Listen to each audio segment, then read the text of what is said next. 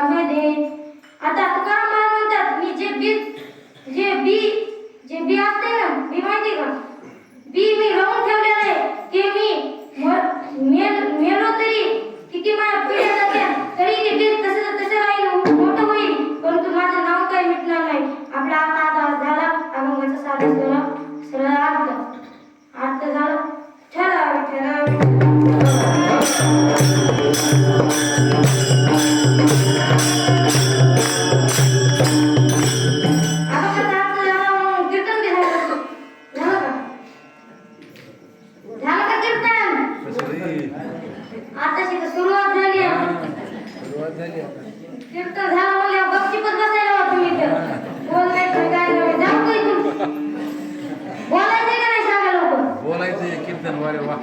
असं कसं बोलायचंय का नाही? खट खट खट उत्तर द्या. चला चला.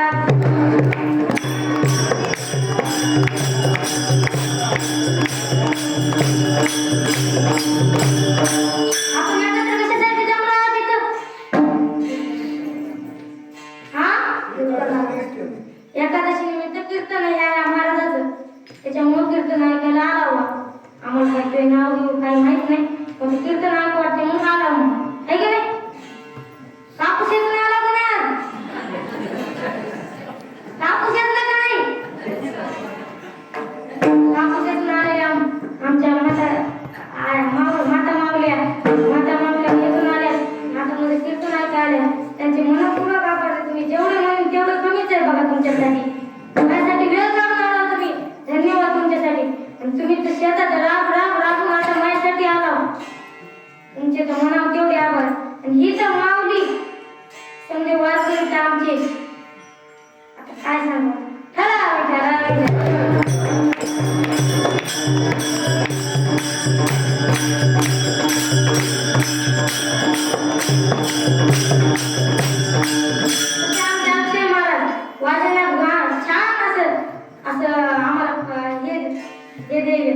आदर्श. आणि आमचे गायनाचार्य विपुल गायनाचार्य एवढं टाकले. समजे माता माऊली ऐका समजे मला कीर्तन हजर आहे त्याच्याबद्दल धन्यवाद. आता बोल आबो काय गेलो पैसे तुम्ही हाय ध्यानात ती खालची जोटी जाईल काय की खालच्या खाली पंढरीची वारी आहे माझ्या घरी आणि कडे ते वर्त. आता ऐका असे 80 वर्षाचे बाबा होते बघा. 80 वर्षाचे बाबा होते आणि ते आता वारी चलणं होईल म्हणून रेल्वेत जावं लागले प्रवासासाठी. वारी चलणं होईल म्हणून प्रवासासाठी रेल्वेत गेले आणि दुसऱ्याच्या सीटवर जाऊन बसले. आणि त्या सीटवर आला. सीटवर कोण होता माहिती का? नवीन लग्न झालेलं झुडपं होतं बघा. नवीन लग्न झालं ते झुडपं आलतं ते आलतं ती नवीन नवरी म्हणली अहो महाराज अहो दादा काय म्हणली. आणि ती आमची सीट आहे म्हणली. आणि ती नवरा म्हणला बसू दे जावे म्हातारे बाबा. मग बसू दिलं. ते मोरी बसले ते इथं बसले. बाबा इथं बसले. मग त्या दोघांची चर्चा चालू होती. कोणाची? नवरा बायकोची चर्चा होती. काय चालू होती? लग्नात किती आली हो आपल्याला दक्षिणा पायाकडून येत असते का नाही? लग्नात किती दक्षिणा आली असेल. बायको नवऱ्याला विचारली. मग ते नवरा मला 2000 आली. मग बायको मध्ये चला अर्धी घ्या तुमच्या अर्धी नाही आली. मग घेतले वाटून घेतले. मग ती म्हणली ती बायको म्हणली मला आता इथे बसू वाटलं. चेन ओढते कयाची आगीन गाडीची चेन ओढते. तसं म्हणलं की चेन ओढली आणि ते कोण आला की काळा पोट घालून येते बघा. टिशी आला आणि म्हणाला कोणी ओढलं चेन? मग ती बायको म्हणाली अहो साहेब बघा काय वारकऱ्यांनी ओढली. ते ओढली होती का त्याला? ओढली होती का बरं? नाही. म्हणतं नाव घातलं त्या वारकऱ्यावर त्या बाबावर नाव घातलं. ते जाऊ लागले वारी करायसाठी जाऊ लागले. मग ते बाबा उठले म्हणाले अहो साहेब मग 2000 रुपये नवरा बायकोने चोरले. 1000 त्या बाईकडे 1000 त्या नवऱ्याकडे. असं म्हणलं ते चेक केलं. त्याच्याकडे 1000 निघाले आणि त्या वारकऱ्याला देऊन टाकले. म्हणाला ते 80 वर्षाचे बाबा म्हणाले काय म्हणाले मी चेक ओढली होती कारण त्यामुळे 2000 रुपये चोरले होते त्याच्यामुळे ओढली होती बाबा. चला बेटा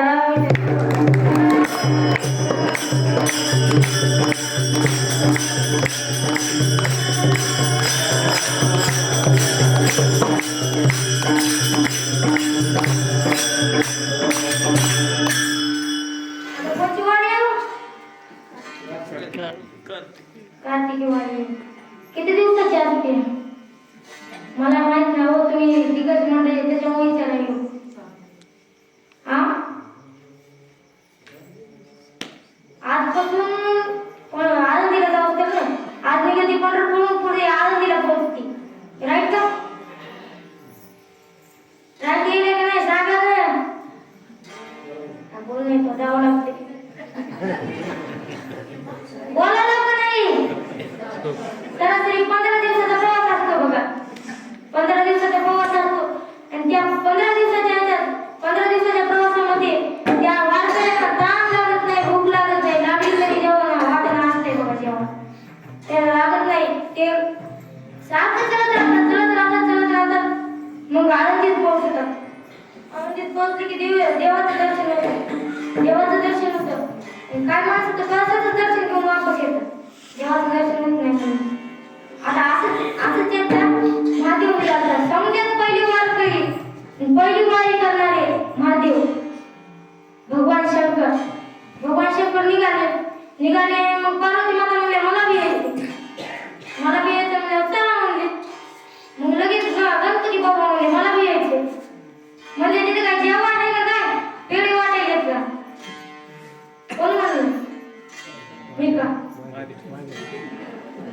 महादेव म्हणला चला म्हणले संगीत निघाले मग सगळं नदी महाराज घेतले कोण नदी महाराज घेतले असं चलत राहिले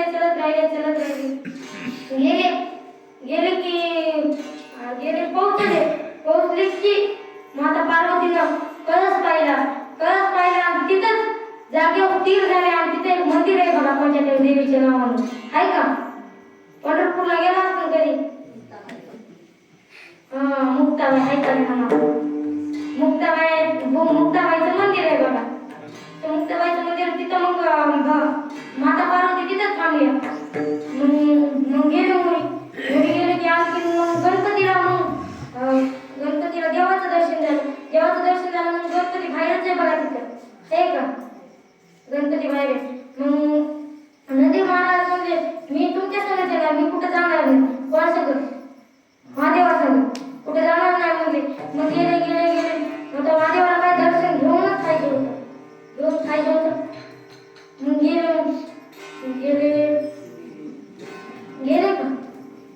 गेले पोहोचले त्याचं दर्शन घेतलं वापस आले संध्याला घेऊन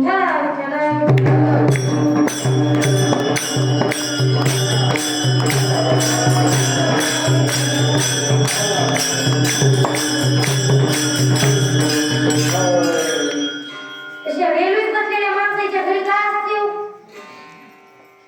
कोण बसलं होतं रेल्वेत गेला विसरून ते 80 वर्षाचे बाबा त्याच्या घरी कोण येत असतं स्वतः देव येत असतात कोण देव कशाच्या रूपात येतात ते अभंगाच्या प्रथम चरण काय पंढरीची वारी आहे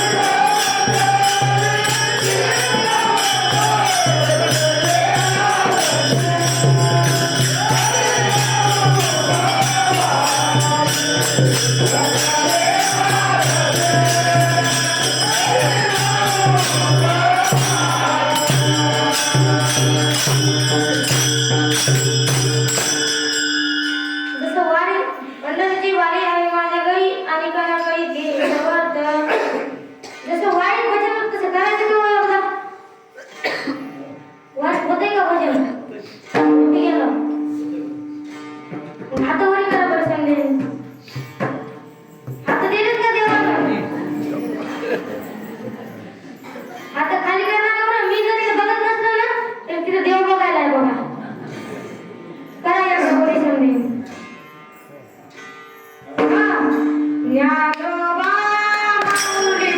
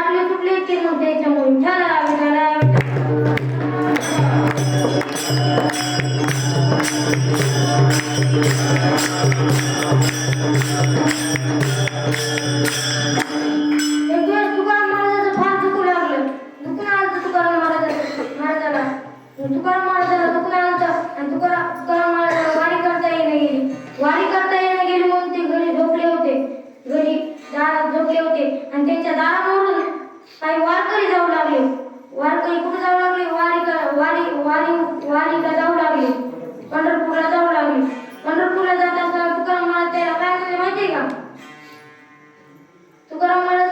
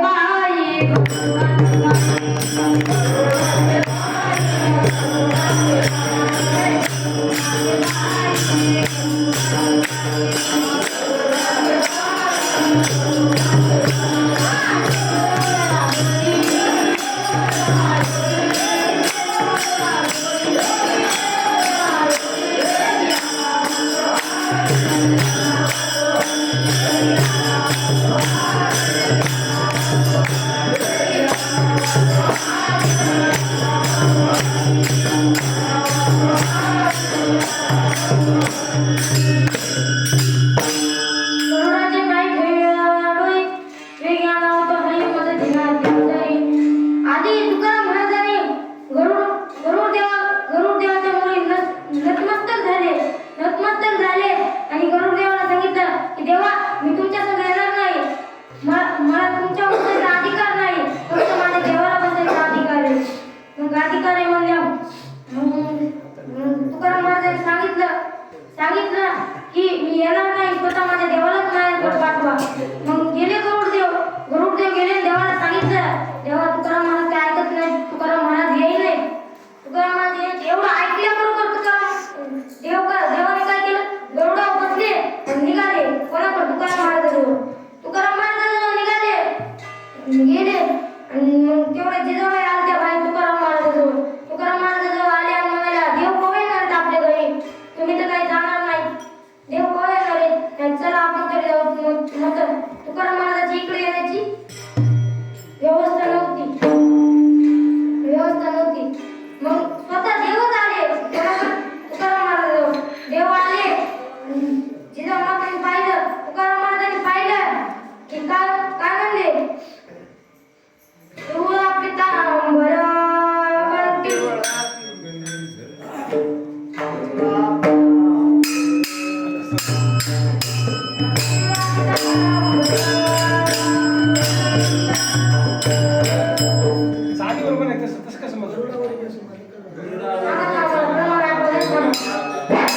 पिवळा पितांबर शेला गगने झळकाला.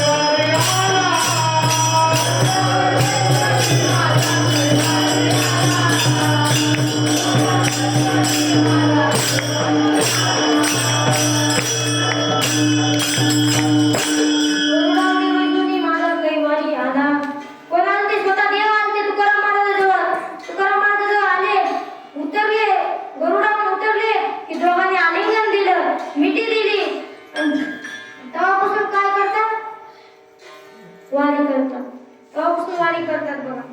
आता अभंगाचं चुकी आहे त्यामुळे व्रत एकादशी करेल उपवासी काय लावलं निश्चिमुखी नाम.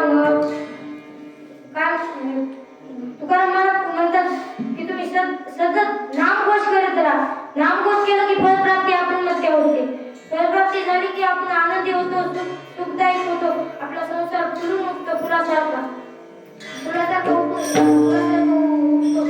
आणि शेवटच्या चरणात काय सांगतात, नाम विठोबाचे घेल विवाचे बीज कल्पांतीचे तुका म्हणे. माझं जर नाव घेतलं तुम्ही बीजासारखे होतात. बीजापासून तुम्ही झाड तयार होतात. झाड तयार झालं काय होतं, फुलं येतात, फळ येतं. विठोबा रखुमाई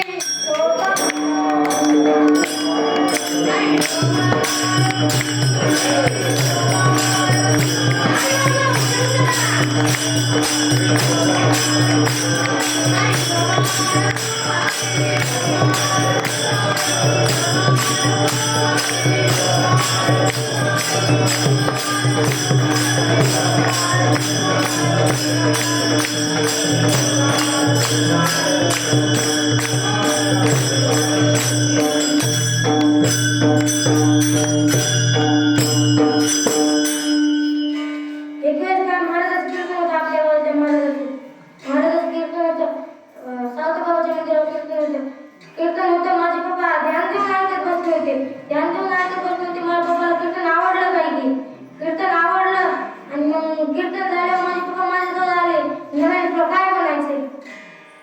मला समजच बनायचंय म्हणजे काय बनायचं म्हणजे समजा बनायचं म्हणजे मला वाटलं की माझ्या पप्पाला वाटतंय मी महाराज बनावं वाटते असं वाटलं नाही मला वाटलं माझ्या पप्पाला वाटलं मग मी पण एक निश्चय ठरला गावात कीर्तन एकदा करीन माझ्या बापाचं संदेश नाव घेतलं पाहिजे असं कीर्तन करीन आज मी फक्त उभा आहे म्हणजे माझ्या पप्पामुळे येतं माझ्या पप्पानं मला आम्हाला शिकायला टाकलं माझ्या गुरुवाराच्या आशीर्वादाने मी इथे कीर्तन करतो त्याच्यामुळे माझ्या गुरुवाराचं जेवढं करावं तेवढं कमी दे कीर्तनाला आलते ना माझे कोणी घेत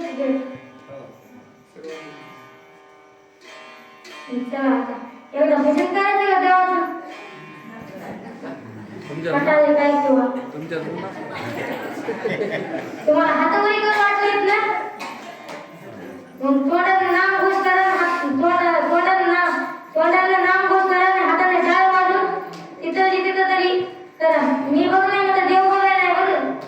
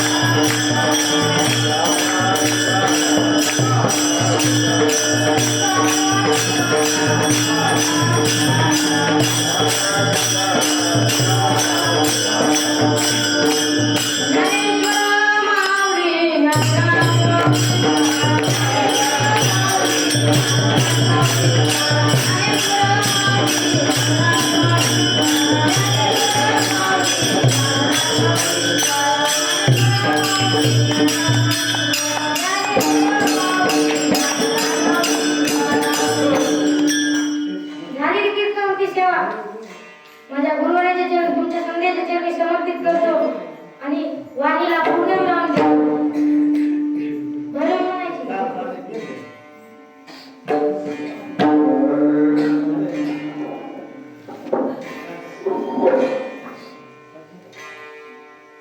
नामय डोबाचे घेईन